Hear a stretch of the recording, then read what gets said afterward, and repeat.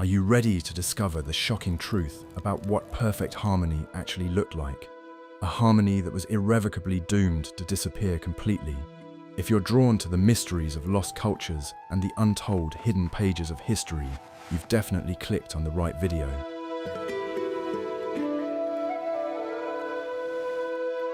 Before we begin this journey through time, give this video a big thumbs up right now and be sure to subscribe to the channel with the bell icon so we can uncover the greatest historical secrets together. Today, we're going to do the impossible and travel back to the distant year of 1726, right into the heart of the Great Plains, wild and untouched by European civilization.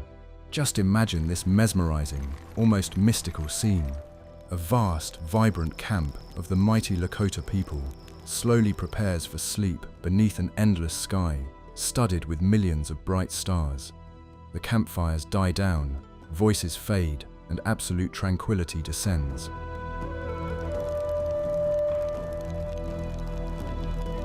Be sure to watch this video all the way to the very last second.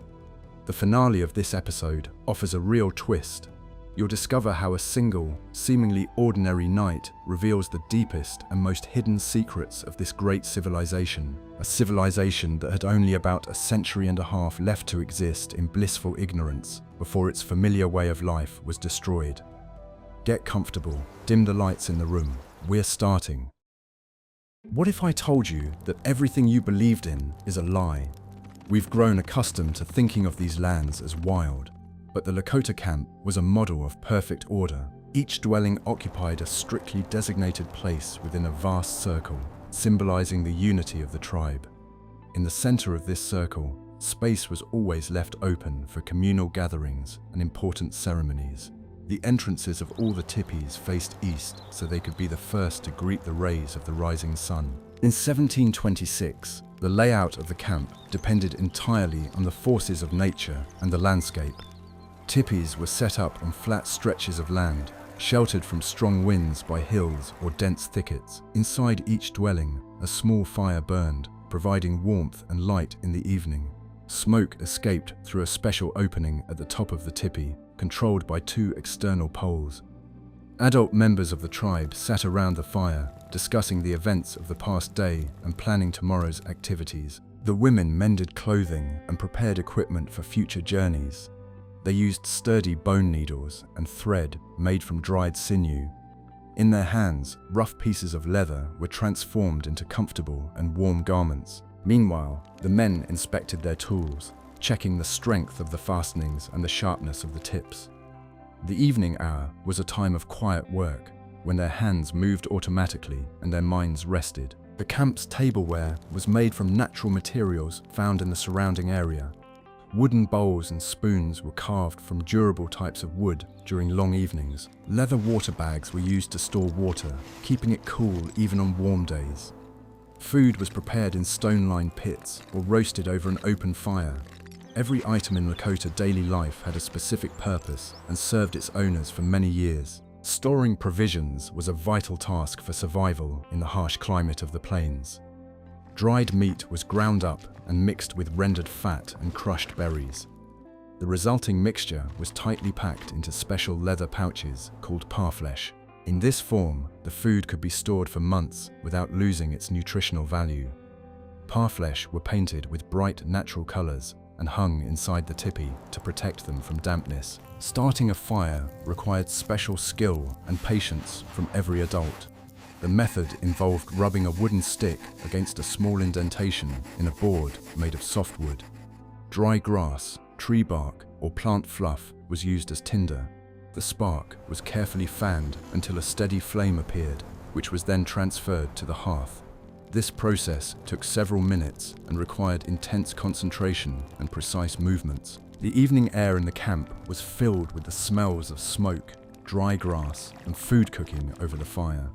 The sounds were muted, consisting of quiet conversations, the crackling of firewood, and the rustling of the wind. This peaceful atmosphere reflected a deep sense of security and confidence in the future. People did not know that this measured way of life would soon face insurmountable historical trials.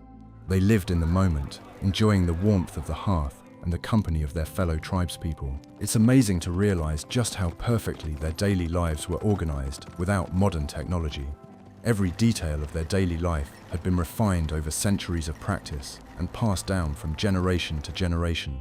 Their society functioned like a single mechanism, where every person knew their role and responsibilities. I'd love to hear your thoughts.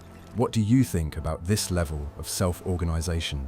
Share your thoughts in the comments, and be sure to subscribe to our channel. Are you ready for the shocking truth? At this time of evening, the craftsmen would begin the most difficult part of their work in creating tools. They had no metal, so all their tools were made exclusively from stone, wood, and bone. Hard stones were split with strong, precise blows to produce sharp flakes. These flakes were then carefully shaped with bone tools to give the blade the desired form. Wood also played a key role in creating essential everyday items. Long, straight branches were used to make sturdy shafts for spears and light arrows. The wood was carefully stripped of its bark, heated over hot coals, and straightened by hand. To preserve the straight shape, the blanks were tightly bound into bundles and hung from the top of the tipi. From thicker trunks, they carved rigid frames for saddles and comfortable backrests for sitting. Particular attention was paid to the manufacture of bows, which were the primary means of survival on the open plains. The best material was considered to be ash or maklura wood, which possessed high natural flexibility. A stick of the right size was dried for a long time in the shade and then given a smooth, arched shape. To increase its strength, the back of the bow was tightly covered with several even layers of tendons. A thick paste, obtained by boiling down the remains of bones and horns, was used as glue. The bowstring was twisted from the longest and strongest tendon fibers, collected in advance. It had to withstand enormous physical tension and not stretch from morning moisture. The finished bow was thoroughly rubbed with animal fat to reliably protect it from drying out in the sun. A properly made bow possessed tremendous stopping power and could pierce a thick barrier from a great distance. The masters strictly guarded the secrets of crafting the perfect weapon and passed them on only to select apprentices. Evening work with the tools was accompanied by reverent silence and complete inner concentration. Every movement of the master was precise. Every minute detail was critical to the result. People understood perfectly well that the well-being of the entire camp depended directly on the quality of their work. This historical period demonstrates the remarkable ability of humans to adapt to the harshest conditions of the Great Plains. They could not afford even the slightest mistake when creating their vital tools. The Lakota people's mastery of working with natural materials truly amazes the modern imagination. They used every available branch and every suitable stone with maximum practical efficiency. Their tools became a natural extension of their hands and incredibly sharp minds. Do you think modern people could create something similar using only stones and wood? Watch the video until the next chapter to learn how they preserve their history without a single written word. The hidden truth that everyone keeps quiet about lies in their highly complex chronological system. At this time, a crucial process of knowledge transfer from elders to the younger generation began in the tipi. The tribe's history was recorded in detail using so-called unique winter counts. These were large pieces of tanned leather on which symbols were drawn to mark the major events of the year. The keeper of the winter count read these schematic drawings in a spiral, moving from the center to the edges. Each symbol on the tanned hide was not merely a picture, but a key to a vast narrative. One small drawing might signify a harsh winter, another, a bountiful harvest of wild turnips or a long drought. The keeper would point to a symbol and begin a detailed verbal account of the events of that distant time. The other adults listened as attentively as possible, memorizing every specific detail and the storyteller's intonation. In this way, the tribe's history lived on forever in the collective memory of the people and could not be destroyed. The oral tradition completely replaced modern libraries and dusty archives for the Lakota people. Knowledge of migration routes, the locations of medicinal herbs, and secret water sources was passed down by word of mouth. Experienced scouts described in detail the signs of changing weather and the characteristics of various complex landscapes. This valuable information was vital for survival in an extremely harsh climate. The accuracy of the facts was strictly monitored by the entire community, preventing any dangerous distortions. The evening storytelling sessions also included ancient myths about the creation of the world and natural phenomena. Particular emphasis was always placed on the strict rules of conduct within the vast camp and across the plains. Real-life stories from the past were recounted, illustrating how selfishness had led to negative consequences for the entire tribe. These instructive stories served as an incredibly powerful tool for internal social control and discipline. From an early age, every person clearly understood the extent of their personal responsibility to the entire community. Respect for elders and selfless help for fellow tribespeople were elevated to the status of immutable laws of life. The keepers of knowledge possessed a phenomenal human memory, capable of retaining thousands of minute details. They were rigorously trained for many years, forced to repeat long stories word for word. This complex mnemonic system far surpassed the mental capabilities of many modern people. Knowledge was clearly structured by topic and could be easily retrieved from memory at any moment.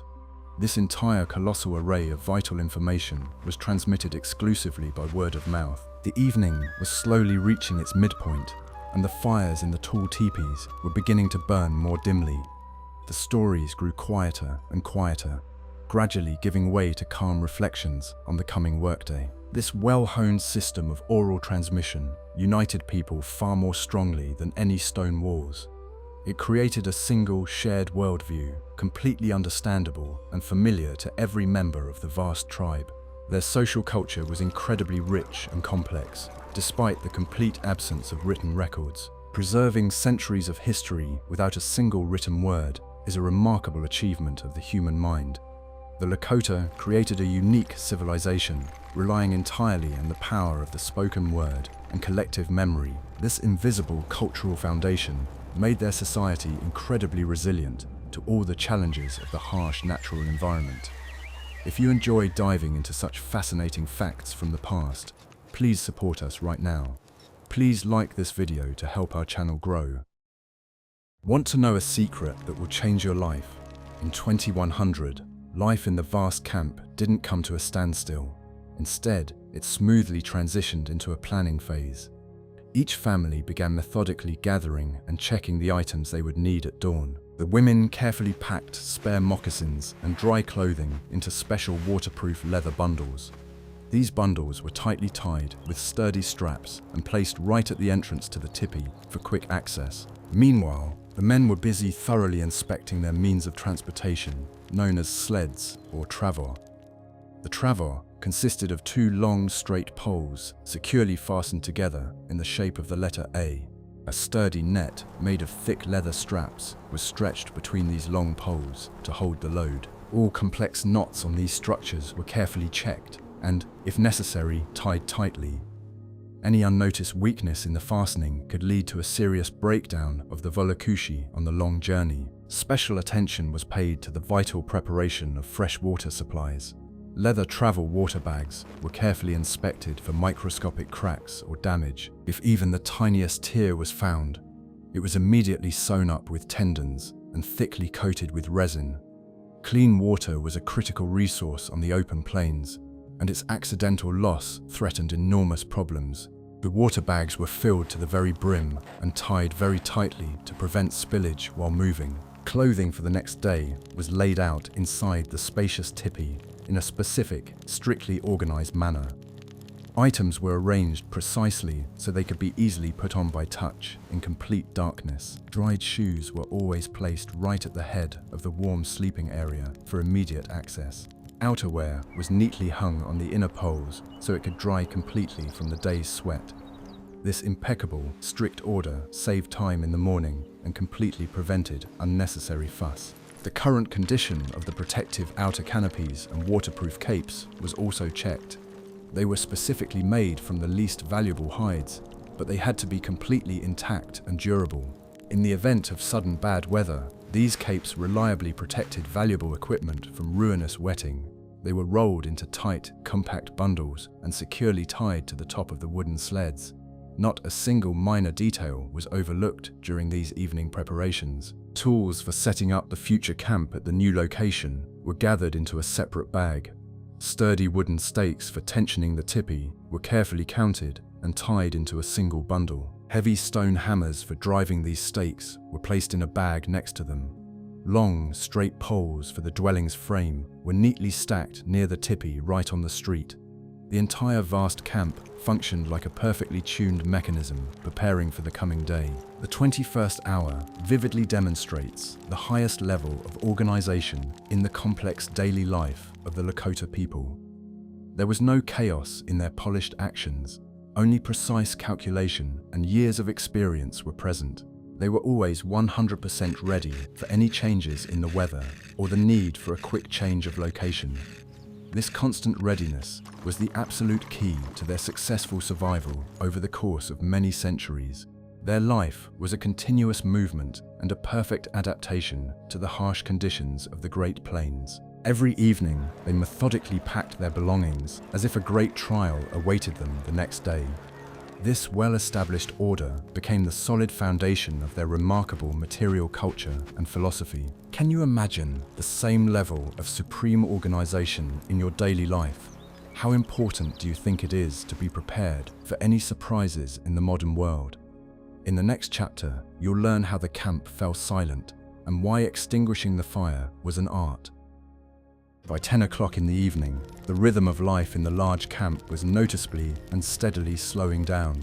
Lively conversations died down, giving way to the quiet crackling of firewood and the sound of the night wind. This was the time of transition from the daytime bustle to the necessary restoration of strength before the new dawn. In every tipi, the crucial process of properly extinguishing the central hearth and preserving the heat began.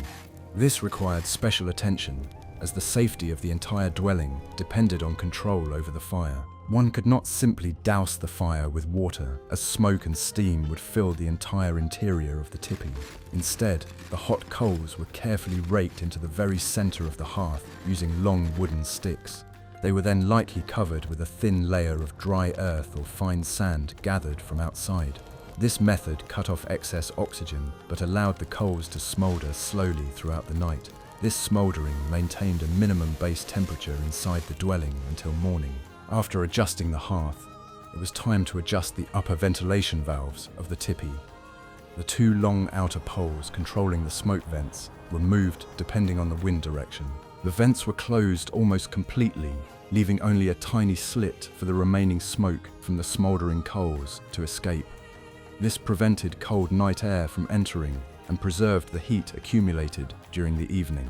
Controlling these vents required a deep understanding of the laws of aerodynamics and weather conditions. The canopy over the entrance to the tipi was securely fastened from the inside, using special wooden pegs.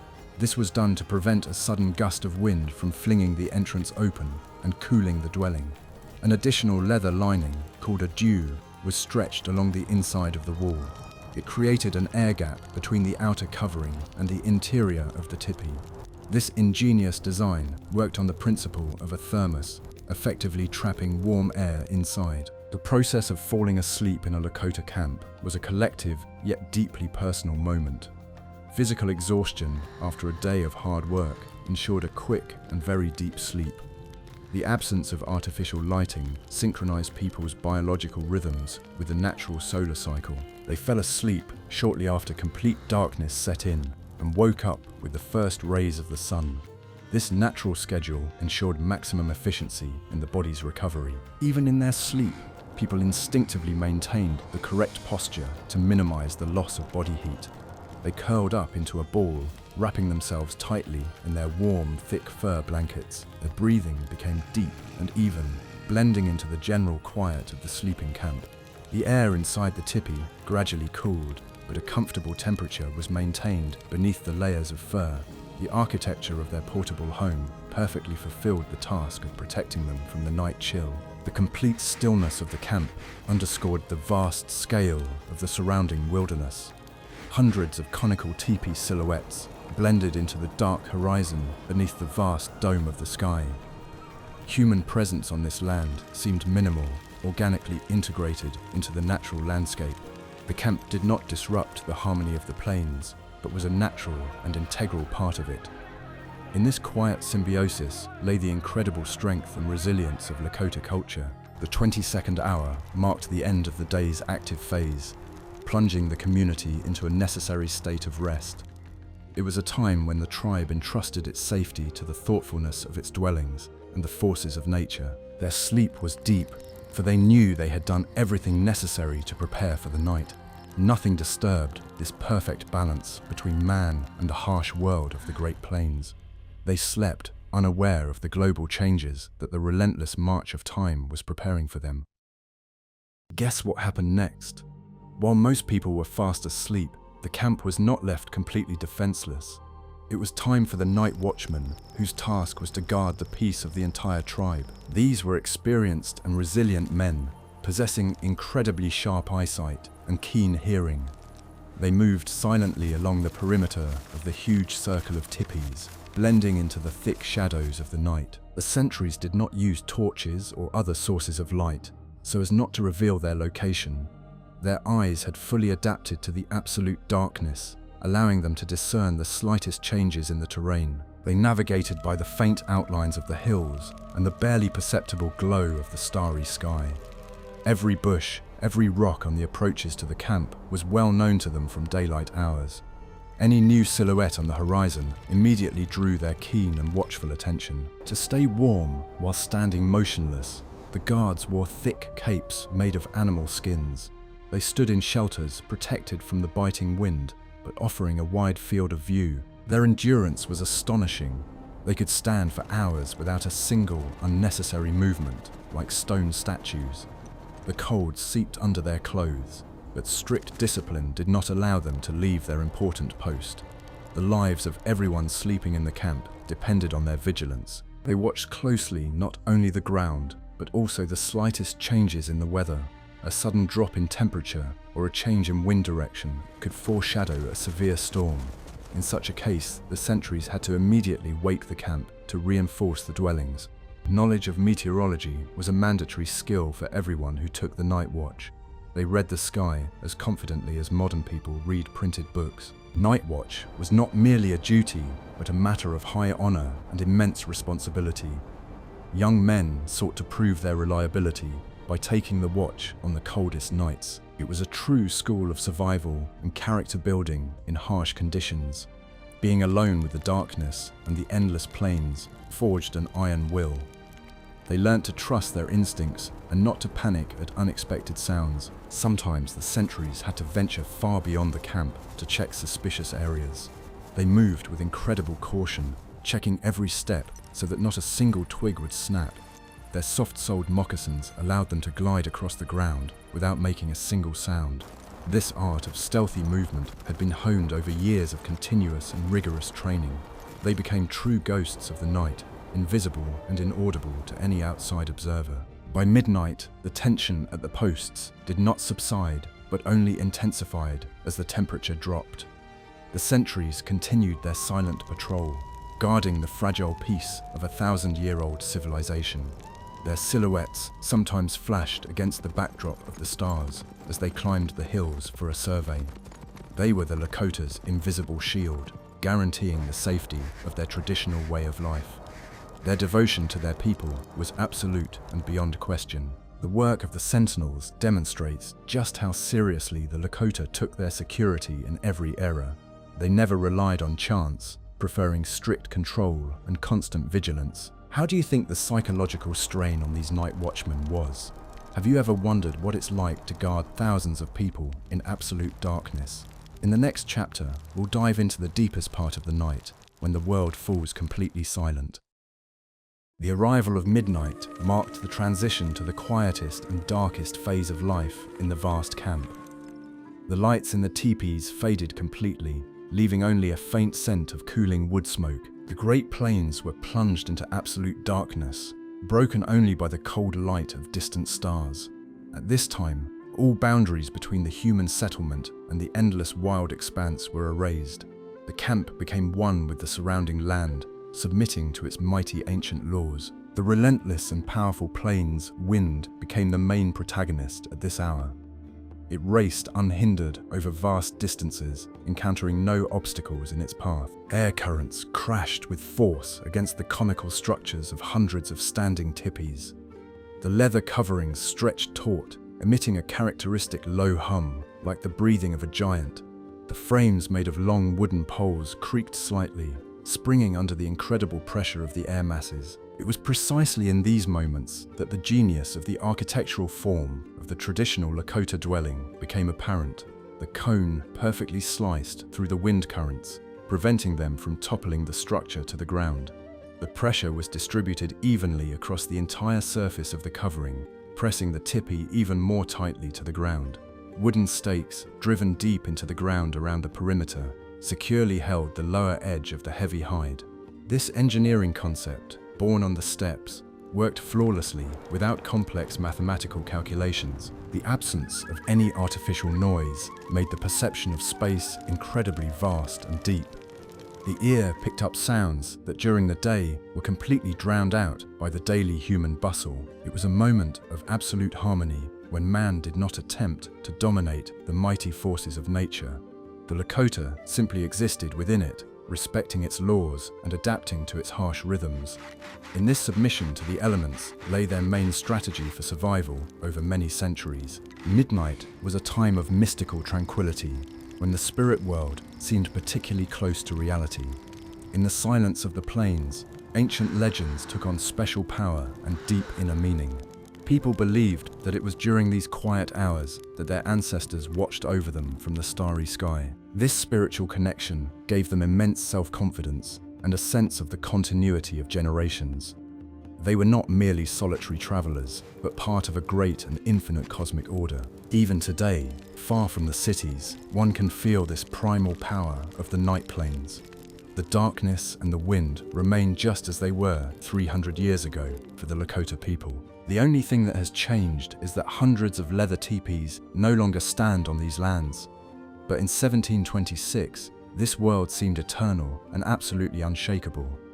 People slept, unaware that their ideal universe would one day face irreversible changes. Midnight reveals to us the true grandeur of simplicity and deep unity with nature. It is a time when all illusions of control vanish, leaving only the harsh reality of the surrounding world. The Lakota understood this reality better than anyone else and knew how to live in harmony with it. Their night camp was not merely a resting place, but a true symbol of remarkable adaptation and endurance. This harmony is one of the most valuable lessons they have left to world history. By 1 o'clock in the morning, the temperature on the plains reached some of its lowest levels. However, the clear sky of the Great Plains offered an incredible spectacle, inaccessible to residents of modern big cities. Billions of stars shone with absolute clarity, forming an intricate luminous web from horizon to horizon. For the Lakota people, this sky was not merely a beautiful picture, but a vital practical tool. The stars served as their clock, calendar, and most accurate compass in the endless expanse of the prairies. Experienced scouts determined the time simply by looking at the position of certain constellations above the horizon. They knew how the celestial bodies moved across the vast dome throughout the long night. Using the Big Dipper, which they called by their own names, as a guide, they easily found the direction of north. The rotation of the starry sky around the North Star marked the hours until the coming, long-awaited dawn. This astronomical precision was vital for the proper changing of the guard and for planning morning activities. Lakota cosmology was deeply integrated into their daily lives and the tribe's social structure. They believed that everything happening on Earth was a direct reflection of the great celestial processes. The star patterns told stories of heroes and ancestors, reminding them of moral laws and rules of conduct. Observing the night sky was an act of spiritual communion with the creators of their unique world. Each star had its own meaning and occupied a strictly defined place in their complex philosophy. Knowledge of astronomy was passed down just as carefully as the art of bow making or skin tanning. The elders taught the young to find the necessary constellations at any time of year and in any weather. This skill allowed them to navigate the monotonous plains without error, even in the pitch-black darkness. If a group of hunters was delayed on their journey, the starry sky always showed them the right way home. Celestial navigation was a completely reliable system that had functioned without the slightest glitch for millennia. At 1 o'clock in the morning, the position of the stars indicated that half of the night had already passed. The sentries exchanged silent signals with one another, signaling that it was time for the next shift change. The relieving guards quietly returned to their teepees, taking care not to wake the sleeping members of their families. They slipped inside through the narrow entrance and quickly wrapped themselves in their prepared warm furs. Those taking their posts began their endless patrol, gazing into the cold expanse of space. The absence of the moon made the starlight even brighter and more piercing against the black sky. This faint, silvery light allowed one to see the silhouettes of the teepees, arranged in a perfect, enormous circle. The outline of the camp mirrored the harmony of the heavens, symbolizing the inseparable connection between earthly existence and eternity. The settlement's architecture and its circular shape were a direct reflection of their profound cosmological beliefs. They built their way of life in the image and likeness of the great stellar order they observed every night. For people without mechanical clocks, the starry sky was the most reliable keeper of accurate time. They knew exactly when it was time to gather certain herbs or begin their seasonal migrations. The appearance of certain stars on the horizon just before dawn served as a signal for the tribe to change their activities. This natural calendar was perfectly synchronized with the life cycles of the Great Plains and their climate. They did not try to subjugate time to themselves, but obediently and wisely followed its eternal laws. The hour of the night is a time for deep reflection on one's humble place in the universe. Standing beneath this gigantic starry dome, a person keenly realized their fragility in the face of eternity. But for the Lakota, this realization did not bring fear. It gave them inner strength and peace.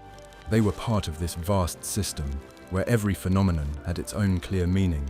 Their lives were filled with meaning, dictated by the very order of the movement of the luminous celestial bodies. Today, it is hard to imagine just how profound these people's knowledge of practical astronomy was. Without telescopes or mathematical formulas, they created an extremely precise system of orientation in space and time. Their night vision and phenomenal memory served as a substitute for all the complex modern navigation devices. They read the sky as easily as we read the readings on the screens of electronic gadgets. It was a true triumph of human observation and the capacity for complex abstract thinking. It was precisely at this quiet hour of the night that the connection between earth and sky was felt most strongly. The camp slept, shrouded in darkness, but above it, the vast cosmos continued its eternal dance. This picture of perfect balance had remained unchanged for hundreds and thousands of long years. They did not know that progress would soon ruthlessly destroy their connection to this star map. For now, the year 1726 offered them peace and absolute confidence in eternity. 2 o'clock in the morning is the time when the Earth cools to its lowest point, giving off its last vestiges of warmth. The wind on the Great Plains at this hour becomes particularly biting and incredibly harsh. In the year 1726, this was the harshest time of day for the inhabitants of the vast camp. It was precisely now that the quality of all the preparations made by the people during the daylight hours of the passing day was put to the test. The ability to retain heat at this critical moment was the primary condition for the survival of the entire large tribe. Inside the tipi, the temperature dropped to the lowest possible levels, forcing people to wrap themselves more tightly in furs. The embers smouldering beneath the earth in the central hearth could no longer heat the entire vast space. The air became crystal clear cold, and every breath a sleeping person took turned into a thick white cloud. However, thanks to a multi-layered system of heavy fur blankets, people's bodies remained completely safe from hypothermia. The thick fur created an ideal air layer that retained the human body's own heat all night long. The inner leather lining of the tipi, called the ross, played a key role in maintaining the microclimate. It blocked cold drafts that tried to seep in from below through gaps under the outer covering. The air between the ross and the outer wall rose upward, providing ventilation without losing internal heat. This ingenious system allowed people to breathe fresh air without being exposed to the freezing night wind. The dwelling's geometry functioned as a complex and flawless thermodynamic mechanism, saving the lives of hundreds of people. The cold made the dwelling's materials incredibly stiff and resonant in the strong, biting wind. The leather straps fastening the poles were stretched to their limit, emitting quiet, creaking sounds in the gusts. The tipi's covering became as hard as a drum, resonating at the slightest touch of dry, flying branches. Despite this apparent structural tension, the tipis stood incredibly firm, defying the full force of the elements. Their aerodynamic shape was the perfect answer to the aggressive challenges of the Great Plains' natural environment. During these hours, the physiological processes in the bodies of sleeping people slowed to an absolute minimum. The heartbeat became infrequent, allowing them to conserve precious energy to maintain a stable internal temperature. This state of deep physical rest was the result of centuries of adaptation to the harsh climate of the northern latitudes. The Lakota body was tuned for maximum energy conservation in the face of extremely low nighttime temperatures. Their bodies functioned as perfect biological mechanisms, tuned for flawless survival on the prairie. No one in the camp woke up from the cold, as their sleep was protected by thick animal hides. This fact astonishes modern researchers who are accustomed to the comfort of central heating and warm homes. The Lakota created a cozy and completely safe environment using only the materials provided by nature. Their insulation technology surpassed many engineering solutions of that complex historical period. They did not fight the cold, but skillfully insulated themselves from its devastating physical effects. 2 o'clock in the morning is the hour when human reason triumphs over the merciless power of the wild elements.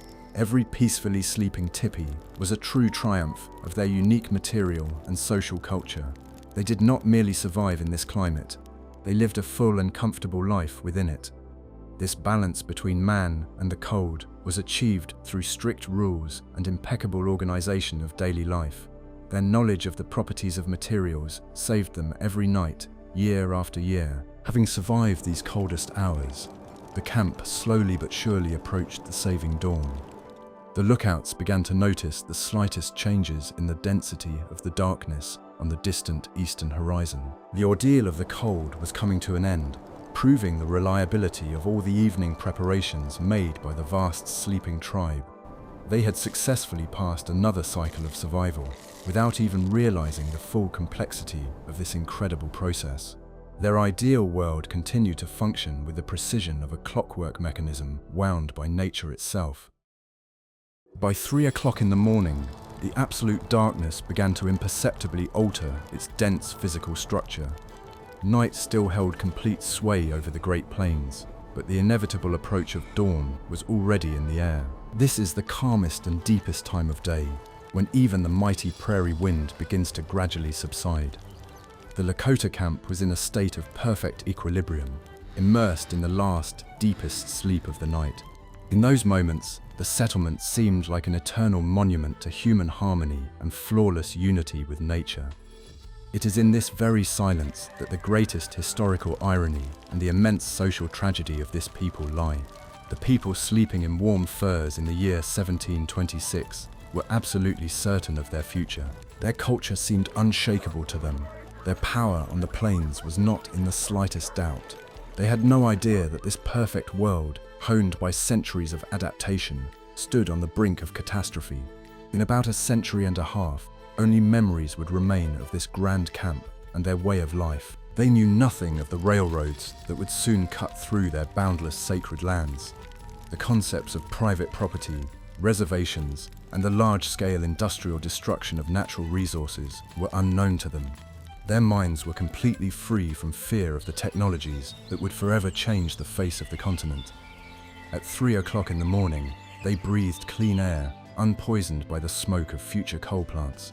Their peace of mind was absolute, for they could not foresee the cruelties of the approaching new era. The sentries, gazing toward the eastern horizon, expected to see only the familiar rays of the rising sun. They watched for the weather, but could not discern the shadows of the coming massive migrations and cultural upheaval. Their eyesight, capable of detecting the slightest movement on the steppe, was powerless against the inexorable flow of time. They guarded their camp against known threats, unaware of the invisible enemy coming from across the ocean.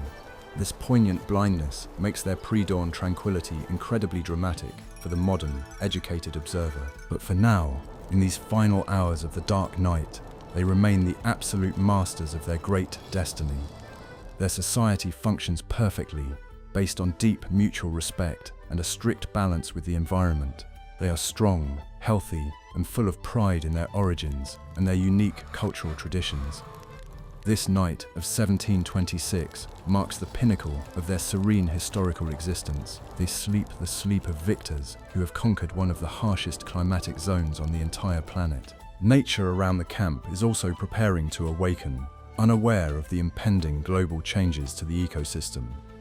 The plains have yet to hear the sounds of mass destruction firearms or the clatter of heavy industrial machinery. This land belongs only to the wind, the grass, and the people who know how to listen to their quiet voices. The silence of 3 o'clock in the morning sounds like a requiem for a great civilization that has not even begun to perish yet.